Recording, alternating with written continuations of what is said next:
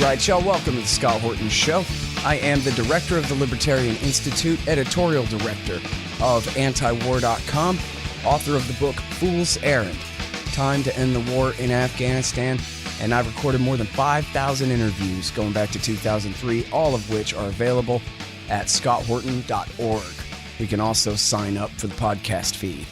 The full archive is also available at youtube.com/Scott Horton Show. Okay, guys, on the line, I've got Dan Lazare.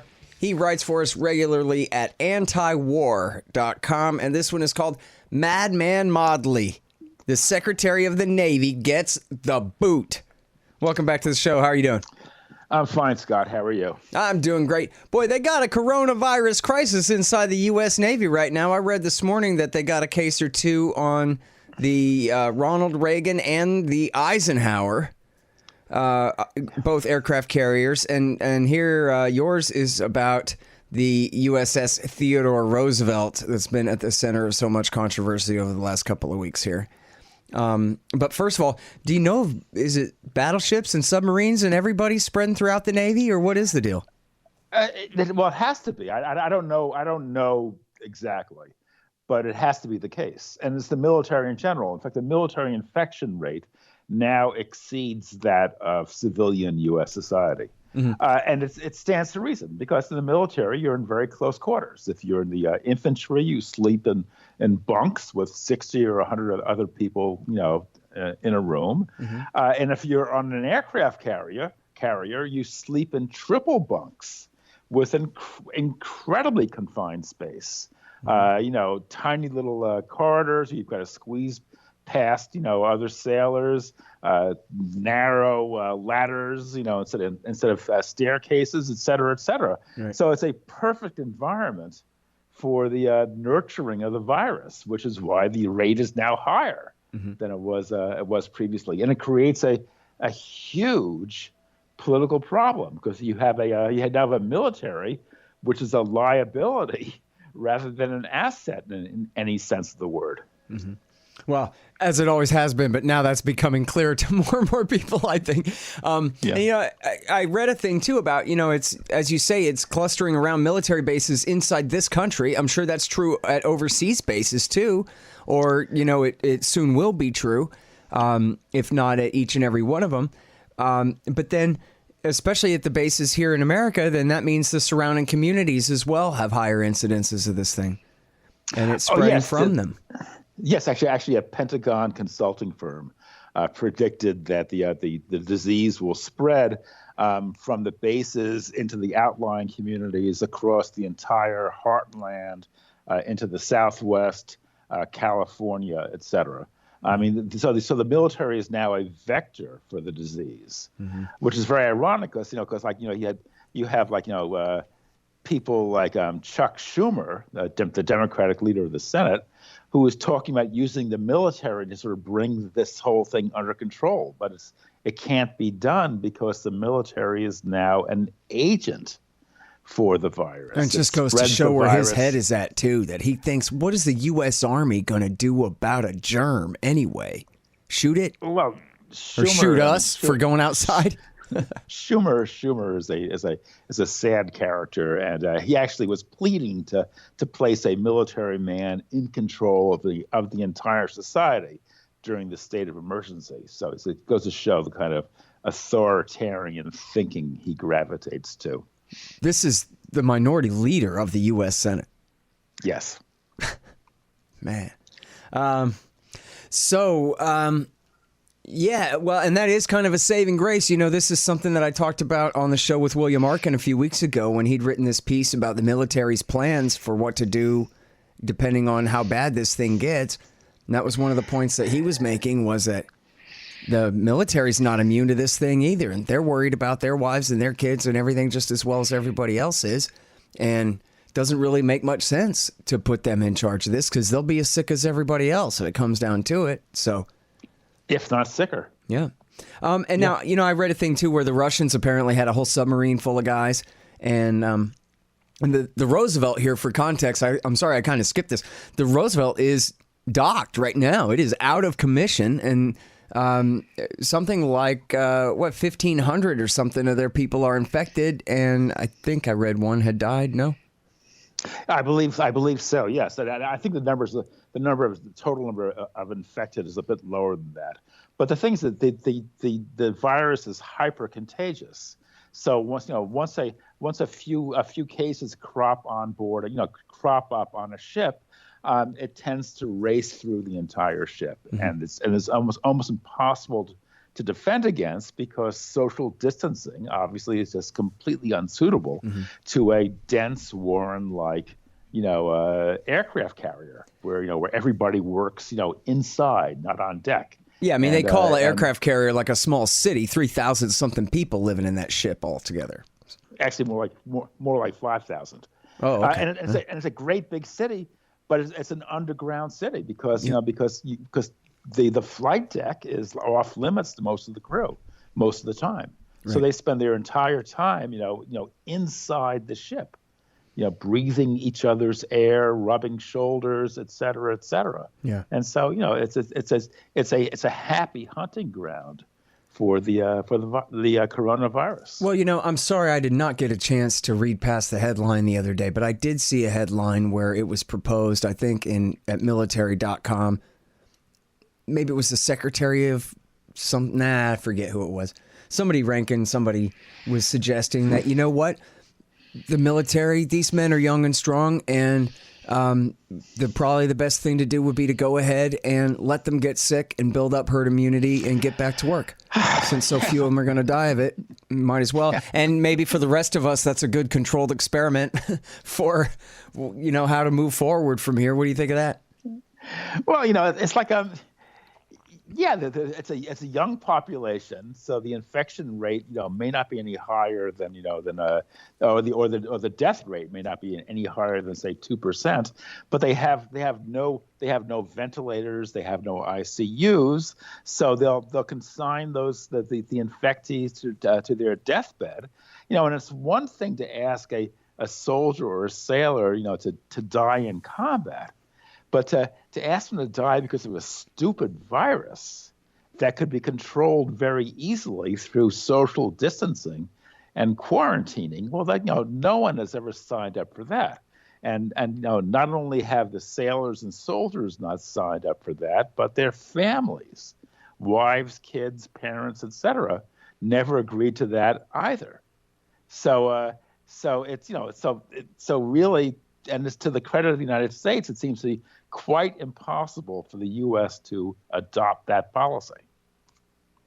Yeah, although I wonder for how long. I mean, now we're skipping from the Navy to society overall, but and this is a huge controversy, right? How long you can keep things locked down. It seems like the idea originally was, well, we're going to flatten this curve out, but once we get to the back side of the curve and we start getting closer towards zero, then we'll be all right again. But because there is no herd immunity because everybody's staying home, then the fear, I guess, as the bureaucrats say on TV, is that, well, then you'll just get another spike again. So we're just going to have to stay like this for 18 months. Some of them are saying it's going to be like this for a year and a half until we get a vaccine. Well, you can't print enough money to keep people from fighting, for 18 months locked up like this. I don't know. What do you think of that?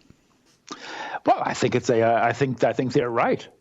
I mean, I think if you end the quarantine prematurely, you'll have a second spike, and it'll be in some ways even worse than the first spike. So therefore, all the good work of the first quarantine will be undone, and the economic damage will be all the deeper in the long run as a consequence. I mean, look, if the U.S. had responded in a quick, efficient, concerted way to this crisis back in January, had done all the things that were necessary, had moved with resolution and single-mindedness, they would have been able to get a handle on this problem much more quickly and have beaten the virus back with far less economic damage.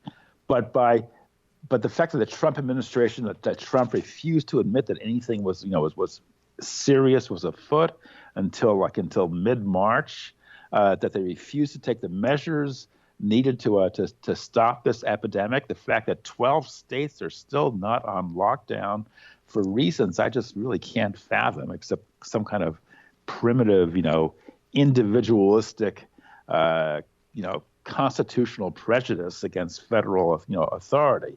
But the fact that 12 states are still not on lockdown, I really can't understand why this is. And the longer this nonsense goes on, the longer the problem will go on, and the longer the economic disruption will go on. I mean, it really is kind of a perfect storm, because there really is no way out of this, no shortcut out of this. And talk about getting the economy back up and moving as of May 1st. I mean, that's just bonkers. That won't accomplish a damn thing. But well, then again, this is a matter of pretty big controversy, and we got a few different views on the show today about this too, about how, in these states that don't have the lockdown, that they're not anywhere near New York where they do have the lockdown, and they're not, out of control. And the idea is that possibly because there's so many people who get it and don't get sick at all, that in fact, herd immunity is protecting those populations as well or better than the lockdowns are protecting the others. And we really don't know, right? You got so much data coming in from all directions and so much interpretive bias in what it all means that essentially it's just a giant pile of numbers that nobody really understands, I don't think. Whenever I hear certainty, I start doubting. And that goes for all sides, Well, I mean, that's a healthy instinct, but the fact is, as we don't have certainty, but we do have a steady accretion of data, which tells us that this virus is hyper contagious, and that it will spread. I mean, obviously, New York is a perfect environment because it's extremely densely populated, and the virus can race through the ranks really rapidly, which is different than, say, a Wyoming or the Dakotas. Yeah. But still, it'll eventually reach out there, and when it does reach out there, and when the population starts falling sick, you'll see the same panic, the same demands, for face masks and emergency equipment and ventilators, et cetera, and the same overwhelming of the health facilities. I think that very well could be true, and especially as you're saying, we got all these military bases where it's incubating inside the bases and then spreading out, and these are bases are spread hither and yon all throughout the countryside, and the middle part of the country. Do you know a basic fact of American geography is that that states like North and South Dakota or Wyoming are actually more urbanized than states like Vermont or New Hampshire. In other words, more of their population actually lives in urban centers than in the small crowded states in the East. So whether it's Cheyenne, Wyoming, or Bismarck, North Dakota, once the virus takes root, it'll race through, and the local hospitals will be overwhelmed. Well, now, so part of the problem in New York was that and this has been written up in the New York Times and the Wall Street Journal and everywhere, was they were in such denial for so long and telling people you don't need to wear masks, you shouldn't wear masks, and don't worry about riding on the subway and hanging on to the metal poles and all of these things. And they were just spreading it and spreading it and spreading it. They refused to close the bars and restaurants and all that.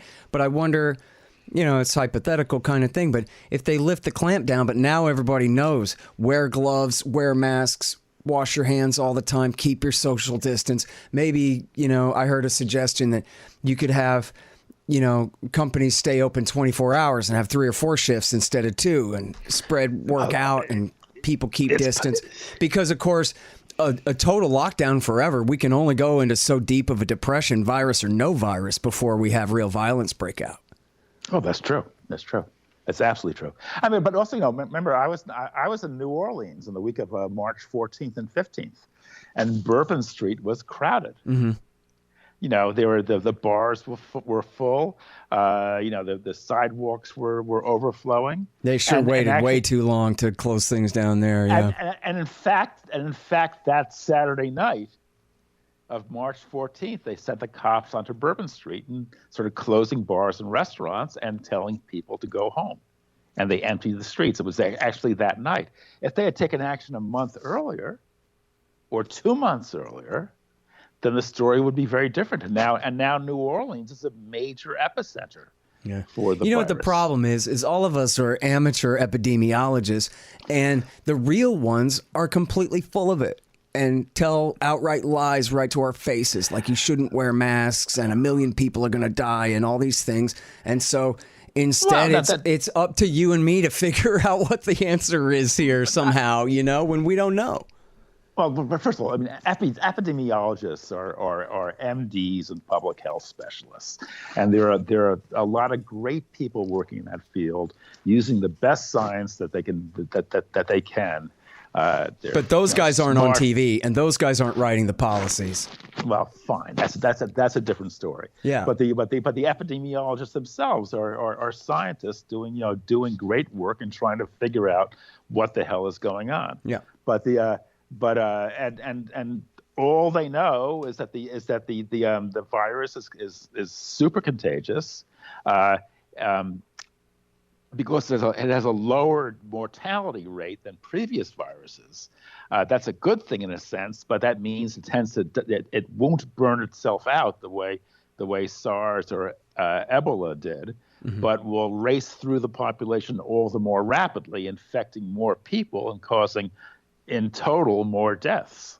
But in any case, the point is that this is a huge problem, and it's not going to be easily solved. And we're seeing the economy crumble before our very eyes. Yeah, and then. So back to the military here. I mean, in the larger sense, it seems like everybody's got to be wondering, if they're thinking about it at all, do we really have to keep occupying Germany and Japan and the entire Middle East and anywhere there's a Sunni or a Shia with a rifle? We got to send our special ops. Maybe this money could be spent somewhere more efficiently in terms of protecting the lives of the American people here. And then also, as you're saying, this is a real problem, quite literally, for the members of the military themselves. And so I guess, the real question is whether something is going to change in terms of America's policy of global military hegemony here, Dan. Well, I agree fully. I mean, and I think the country which is pointing the way, ironically, is Saudi Arabia, which essentially has just sort of sued for peace in Yemen because COVID-19 is racing through the Saudi royal family. You think they really mean it this time? Because they say that a lot, and then they carpet bomb Sana'a anyway. But the family itself is sick. Literally, 150 top members of the royal family have come down with the coronavirus. The best hospitals in Riyadh are now being cleared to make way for all the princes, who are now coughing and hacking and running temperatures, and they don't have the will to run this war in Yemen anymore. So they're actually suing for peace. I sure hope that's right. So one good thing of the coronavirus is it actually may lead to peace in Yemen, and it actually may lead to a Saudi surrender or a Saudi withdrawal. Mm-hmm. They got their first case of coronavirus among civilians in Yemen yesterday, which could be the beginning of a whole new. I mean, we saw how bad cholera has hit them. When the cure for cholera is clean water in a few days' time. Right, you don't even need good antibiotics or anything. You just got to survive it and have clean water to drink. And yet we kill thousands of them every year with cholera because they don't have clean water to drink at all. They've got essentially not even the bare necessities for survival. And now they're just starting to get hit by this thing.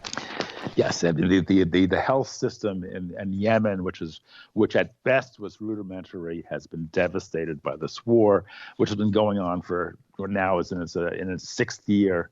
It's a horror, and it's your tax dollars at work. It never would be possible if the U.S. and the British didn't make it possible, because it wasn't for U.S. technical assistance, the Saudis couldn't fly one sortie over that country.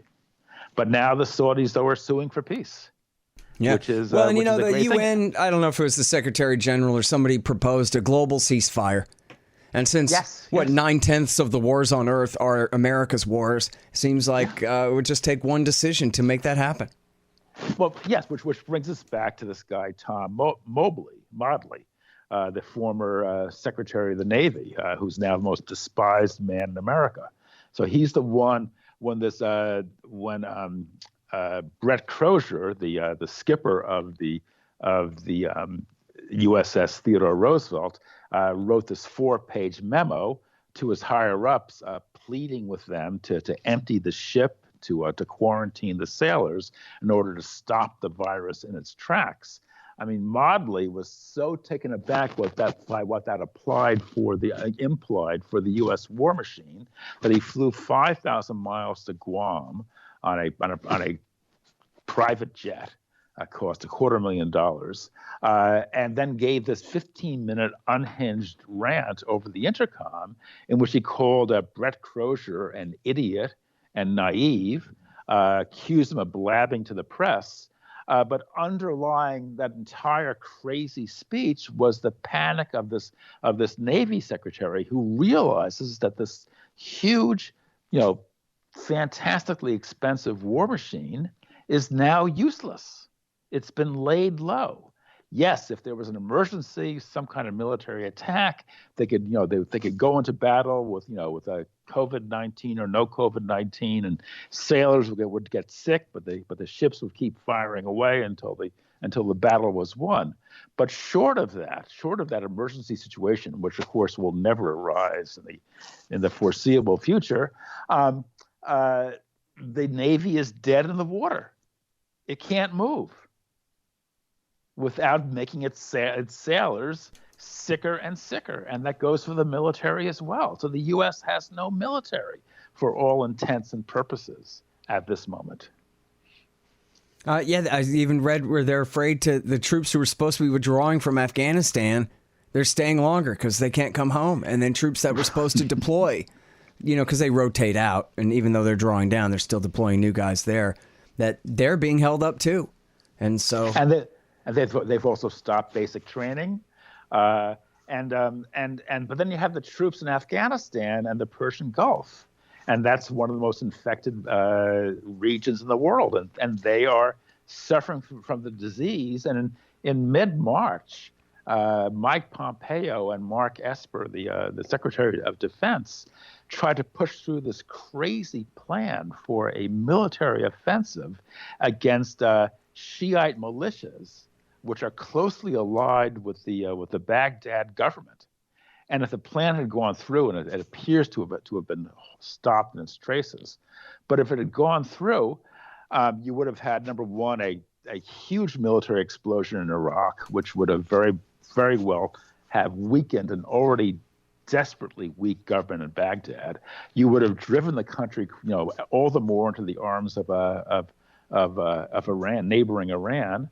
And then, more important, you would have spread the disease among U.S. troops, not only in Iraq, but in Kuwait, the UAE, Saudi Arabia, etc. Yeah, so you would have Qatar as well. So you would have stirred the pot, and gotten the viruses, all the more agitated. And as a result, you would have had, an even worse problem on your hands. In this case, too, I mean, apparently it was this the actual general in charge in Iraq who stopped them, who wrote a letter. Yes. And really sort of, I think, portrayed or betrayed the fact that the Secretary of Defense doesn't know his Sunni from his Shia any better than Pompeo does. That they thought, oh yeah, we'll just go ahead and we'll start the war all over again against the people we've been fighting for the last 17 years. And that'll work fine, because they don't even realize that that's what they're talking about doing. They don't realize that they're talking about taking on the government that they installed in Baghdad. Meanwhile, the U.S. has actually vetoed a $5 billion emergency IMF loan to Iran, with which it wants to purchase, medical equipment and pharmaceuticals to combat the coronavirus. And this is a form of germ warfare. And it reminds me that back in the 1340s, during the bubonic plague, Mongol troops used catapults to hurl diseased cadavers over the walls into a Crimean city called Kaffa, which it was besieging. Well, this is And one of that the was most infamous war crimes in American history. I think it only happened maybe once or twice, but it's legend that they gave smallpox blankets to the Indians, to the Lakota Yes. Sioux.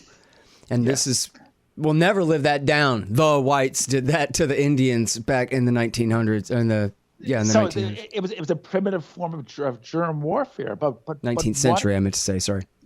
But what else is blocking an emergency IMF loan for ventilators and pharmaceuticals? Yeah, it's absolutely unforgivable. So that the disease can rage all the more widely, and it's so self-destructive because the disease will then spread to Iraq and the other Persian Gulf states, where the U.S. has tens of thousands of troops, who will then be infected and then will go home, and then will infect others. So Trump, after completely blowing the antivirus effort here in the U.S., is pushing policies internationally, which will have the effect of exacerbating the disease, throughout the world. Well, and of course, it's a perfect opportunity to make peace, to kill them to death with kindness and just say, you know what, Ayatollah, forget all the old hard feelings. Let's be friends. Your people need help, and I'm willing to give it. My next interview in just 1 minute is with Christine Ahn about what an opportunity we have to make peace with North Korea here as well. It's the same thing, too. And we're doing the exact opposite of that. And at least we're not bombing them. But as you say, I mean, keeping the sanctions on, never mind adding new sanctions, which they've done, and then intervening to prevent an IMF loan at this point. Oh, yeah, it's all going to go to Hezbollah terrorists or some garbage excuse that they push for this is just, I don't know, I guess that's all I often say about the war in Yemen. This is the history of the world being written here. You can't ever undo it any more than you can undo the smallpox blanket. This is really who our government is and what they do. Yes. Killing innocent people quite deliberately. As Pompeo bragged when a North Korean fishing boat washed up on the shore in Japan with a dead old man in it, and he bragged that, see, our sanctions are working. The people of North Korea are desperate. Those are the words of Mike Pompeo, who was, I think, then director of CIA, but same guy. It's quite a pretty picture, isn't it? I tell you what, red, white, and blue, man. Yeah. All right, listen, thank you so much for your time. I'm sorry I got to go, but I really appreciate you joining me on the show as always, Dan. No problem, Scott. Talk to you soon. Okay, guys, that is Dan Lazare. He is at original.antiwar.com/Daniel_Lazare. It should just be Daniel, probably, or maybe Lazare. Fix that. Anyway, this one is called Madman Modley. The Secretary of the Navy gets the boot. The Scott Horton Show and Anti-War Radio can be heard on KPFK 90.7 FM in LA, APSradio.com, antiwar.com, scotthorton.org, and libertarianinstitute.org.